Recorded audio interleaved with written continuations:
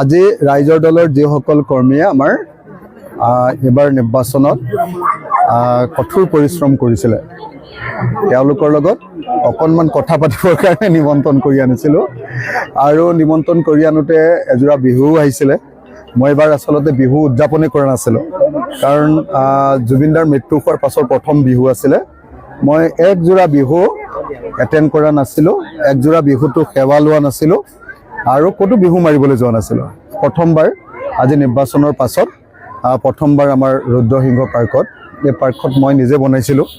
গতিকে এই পাৰ্কতে আজি একেলগে এসাঁজ ভাত খাবৰ কাৰণে আমাৰ কৰ্মীসকলৰ লগত, আমাৰ নেতৃবৰ্গৰ লগত, যিসকলে নিৰ্বাচনত কষ্ট কৰিছিলে, ৰাইজৰ দলৰ কৰ্মীসকলৰ লগত এসাঁজ ভাত খাবৰ কাৰণে, একেলগে কথা পাতিবৰ কাৰণে, বিহু পালন কৰিবৰ কাৰণে এনেকৈ মাতিলোঁ আৰু ভাল লাগিলে।